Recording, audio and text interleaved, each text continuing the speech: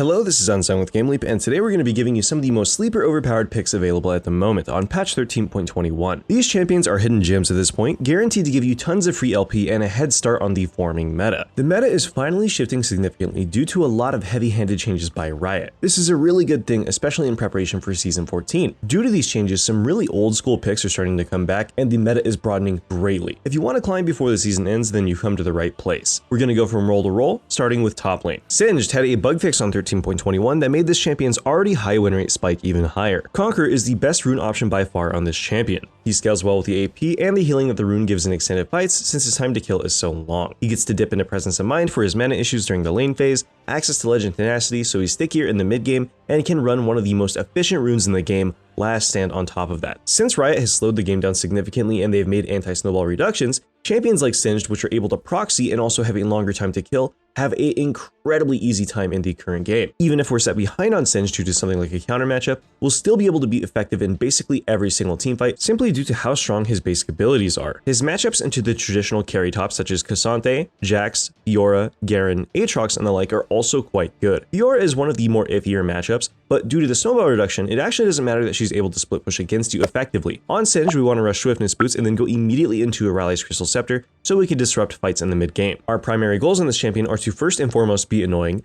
then we want to get into the enemy backline and zone them away due to our poison's strong DPS. It is really hard to try and pressure a teamfight when a Singed with Rylai's is zoning you and running around in your backline at Mach 17. While this champion is not super conventional right now, I would recommend that you give him a try. He is definitely on the stronger side, boasting a 54% win rate in essentially all ranks, which is of course a bit on the higher end. Our next sleeper pick of the patch is going to be Tahm Kench. Tahm Kench has had a complete power shift. This champion went from being an early game menace to being a mid game monster. This is due to the numbers adjustment done to his passive and acquired taste. Essentially, Tahm scales way better with bonus HP than he did before, which is of course going to be a buff to his solo lane. Tahm's best items, Sunfire Cape, Heartsteel, and Anathemas all have a huge amount of bonus HP on them, which allows this passive to really shine after we complete that first item. Just know that this champion is slated for nerfs in patch 13.22. He is completely and utterly broken right now, so if you do choose to abuse him, make sure that you do it fast. Our setup for Tahm is going to be the traditional tank top setup. We'll run Grasp, Demolish, Second Wind if we're against a ranged champion or something with high harass, otherwise we go Conditioning,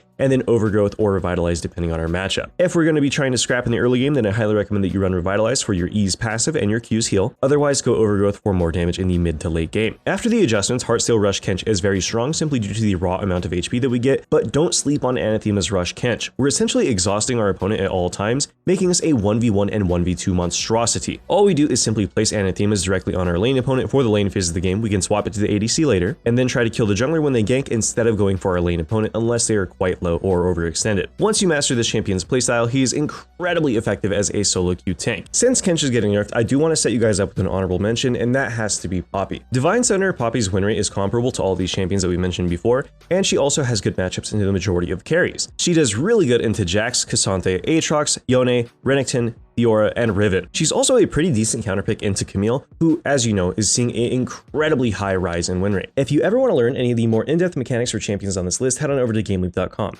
The website offers plenty of jungle clears, crash courses, as well as tips and tricks videos, so you can get into even the most complex of champions very quickly. I'll see you on the website. That being said, let's go ahead and move on to jungle. Lilia is going to be our first sleeper champion for jungle. This is primarily due to her matchup spread. As you know, in 13.21, all AD junglers have received significant buffs simply due to the pet ratio being increased towards bonus AD. Lilia has a good matchup into every single AD jungler in the game aside from Kindred. This means that if the enemy team doesn't draft Kindred, we are more likely to win than we are to lose based off of matchup alone. Her clear speed is decent, she scales really well as the game goes on, and her teamfight presence is unmatched due to the threat of a potential flash Q into 5-man sleep. While she's a little bit more on the unconventional side to play, I highly recommend that you pick this champion up. She's not going to receive nerfs anytime soon, simply due to the fact that Riot loves seeing her in pro play. There are two builds that really stand out on this champion. First and foremost, we have Liandry's into Sorcerer Shoes, followed by Demonic. This is a strong build for a more carry-oriented playstyle. If you're against a tankier team filled with bruisers or they have a lot of tanks, then I recommend that you take this build. Option number 2, however, is going to be a little bit different. Rod of Ages is instead going to be our mythic of choice, followed by Ionishu's Lucidity and then Demonic Embrace. This build is super solid against a team filled with carries. If the enemy team is high on assassins or damage in general, I would recommend that we run this instead. Demonic first item is still a good option on Lilia as well, but we do have to run Jak'Sho as a mythic if we take this path. I would recommend that if you're new to the champion, you stay away from the Jak'Sho itemization because it's simply a little bit harder to play. While we get higher damage, we have significantly less ability haste, so there is less margin for error. Just remember that when we're playing Lilia, the most important thing for us to do is keep our passive up. We need to be trying to swing for Qs on things like Scuttle Crab, minion waves, and jungle camps before we actually go and initiate a gank,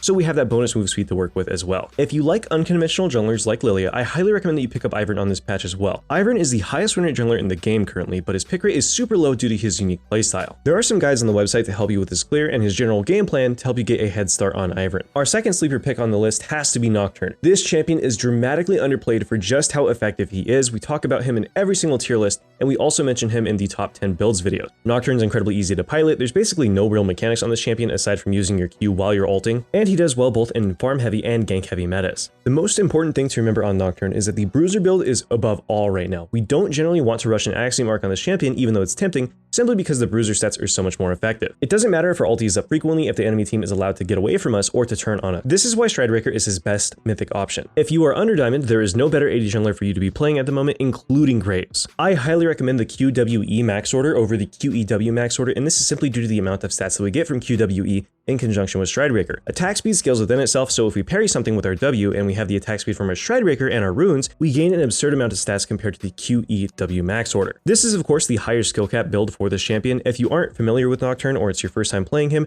then go QEW. Now that we covered the jungle, let's go ahead and talk about mid lane. Surprisingly, the slower paced game has brought two assassins back more than others. This is largely due to how effective they are once they have a couple of AD or AP items underneath their belt and how their scaling works overall. Neferi is going to be the #1 champion on this list. This champion is completely overpowered if we're able to make it to level 9 before the game ends. With how stagnant and devoid of snowballing mid lane is at the moment, Neferi is almost guaranteed to scale in every single game. We want to make sure that we're going Eclipse into Cleaver on this champion, and then we can swap for situational items after. Neferi's 2-item spike is significantly stronger than every other assassin in the game, simply due to how she does damage. Her bonus AD scaling is through the roof, and she also has a damage over time bleed. Damage over time is the most efficient way to deal damage to any champion regardless of your damage type. This is also only made better by Neferi's dogs. The pack makes Neferi very trivial to play. We don't have to focus as much on sidestepping because the pack is going to end up tanking it for us. They also do a great job of applying item effects such as Black Cleaver. One single Neferi Q dagger with this build instantly stacks our Black Cleaver and also procs Eclipse at the start of a fight. Neferi's second Q damage does execute damage, which makes this synergy nigh unbeatable. Run first strike on Neferi as well as much AD as you can possibly get in your runes, and then a magic resist or a health shard depending on your matchup. This is going to be our next mid laner on this list, however he does have bad matchups into both Sylas and Kassadin, who are very strong this patch. I recommend that you actually end up banning Sylas, and then against Kassadin, we try to let him push the wave for the first 3 levels and then all in him on level 3 with our Ignite. Kassadin simply does not have the damage to harass you out of lane at this point unless we continue walking into his auto attacks. His E makes this incredibly easy to avoid. If you kill Kassadin once at 3, you can kill him again at around level 5 and then once again at 6 if you have an XP advantage over him. This makes the matchup very easy and also allows Fizz to snowball. Our matchups into the other meta champions, Syndra, Orianna, Zed, Yone, and Yasuo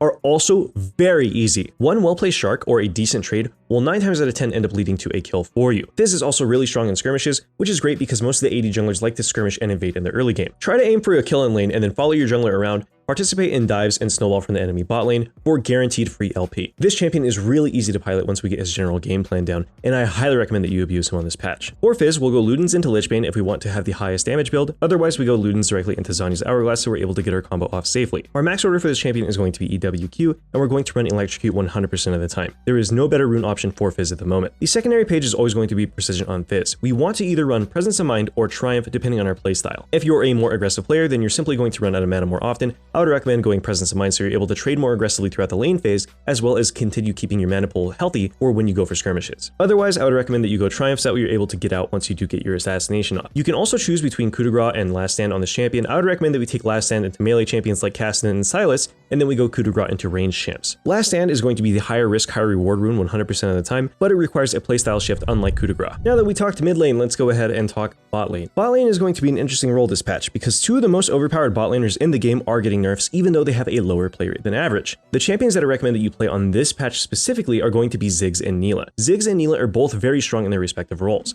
Ziggs is the perfect answer to long range carries like Jinx as well as short range carries such as Xayah. With how popular that Xayah has been during the World's Tournament, she's picked more often in solo queue even though she's on the weaker end there. If you want to snowball bot lane and create a gold advantage in a less snowbally game, then Ziggs is the perfect option for that. Ziggs' passive and his W tower execute make it almost trivial to lane on this champ. We simply want to use our Q on the backline minions when the opponent steps up to CS, or we want to use it when they stop to auto attack in general. Once we harass our opponent down to about half HP, we can simply throw down our E and then satchel our opponent into it with AQ on top of that, and that will result in a kill 9 times out of 10. Just know that Ziggs is slated for nerfs. It is Riot official at this point, so you only have about 7 days to play this champion before he gets gutted. On Ziggs, it's imperative that we run Arcane Comet along with Mana Flow Band. Everything else here is up to you. Also, do remember that if we're playing Ziggs because we want a solo AP for our team, Leandris is always going to be our best option simply due to the damage over time. As far as DPS options goes, there's no better choice here. Ludens is attractive because of the amount of burst damage that it provides, but Ziggs is already very hefty as far as burst goes. For these reasons, I would recommend that you always go Leandris on this champion. Neela is going to be our sleeper option number 2, but this champion is also slated to get nerfs. More than likely, Riot is going to end up hitting her damage because of how strong she is with Collector at the moment. Neela with Collector, Berserker's Greaves, and Navori has a whopping 58% win rate. This is significantly higher than any other ADC on the patch. The most important thing to remember on Neela is that we can't be afraid of the first wave or two.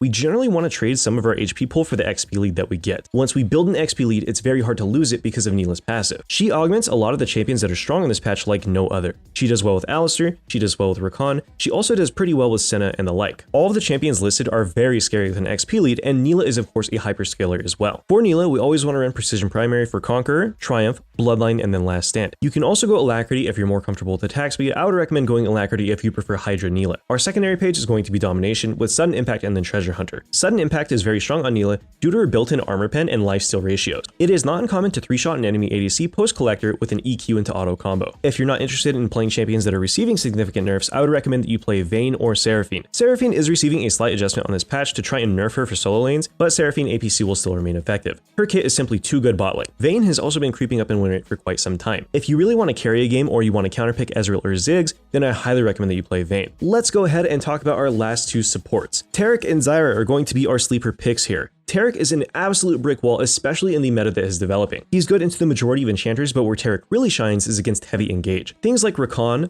Nautilus, Alistar, and the like simply cannot deal with Taric because of the amount of drain tanking that he provides. If you like to play a scrap-heavy support, then there is no better option here. Taric's playstyle is a little bit more unique than most supports because he's very aggressive. If we commit into a melee fight with basically any bot lane champion, we are going to come out on top simply due to how effective Taric's damage is in conjunction with his Q's healing. If you have trouble against champions like Neela, Samira, and the like, Taric does a great job at keeping them down. When the enemy engaged support goes in and commits on trigger 80 carry, we simply hit the closest target to us, get all of our Q stacks, and then spam our Q as much as possible without trying to run out of mana. We'll either straight up be able to kill the enemy support by herself, or we'll end up giving our ADC plus 600 HP over the course of a fight. Taric is a little bit weaker into ranged champions, but I would recommend that we E plus flash on our opponent level 2 and then take Hex Flash to make up for the fact that our flash is down. This will allow us to play the lane phase as a pseudo engaged champion while having better scaling than most enchanters. Taric's ultimate alone is more value than most enchanters' entire kits. EQ into W is going to be our max order on Taric, and we generally want to run Glacial Augment to keep people within our auto range. If we're against a heavy harass lane or a champion that's hard for us to deal with in general, then we can run Guardian and instead play him as a true Warden. Make sure to buy a Tear of the Goddess very early on this champion because Taric does struggle heavily with his mana costs. Zyra is going to be our second sleeper champion of the patch. She is very strong into the current engage meta and also does well into enchanters. This slower paced game allows Zyra to hit her Leandris power spike much more consistently, more often than not making her a priority target for the enemy team to deal with. If the enemy team has enchanters, there is no real punishing Zyra,